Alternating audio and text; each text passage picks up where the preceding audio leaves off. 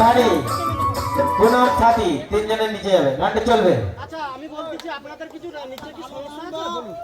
সমস্যা যদি না থাকে নিশ্চিন্তে আপনারা নিচে নাচতে পারেন। গানটা চালাও চালাও চালাও। না আমি বলছি এক সেকেন্ড বলতে দাও। যদি নিচে যদি প্রবলেম থাকে তাহলে উপরে ডান্স করো, আর যদি নিচে না, আমি তো আপনাকে বলছি আপনারা নিচে ডান্স করতে পারে, কারণ কেউ নেই, একদম ফ্রি মাইন্ডে ঘরের জায়গার মতো বা ঘরের ক্লাবের মতনই নাচতে পারে, নো প্রবলেম। ঠিক আছে, আপনারা নিচে নাচুন না, যদি প্রবলেম থাকে উপরে নো প্রবলেম।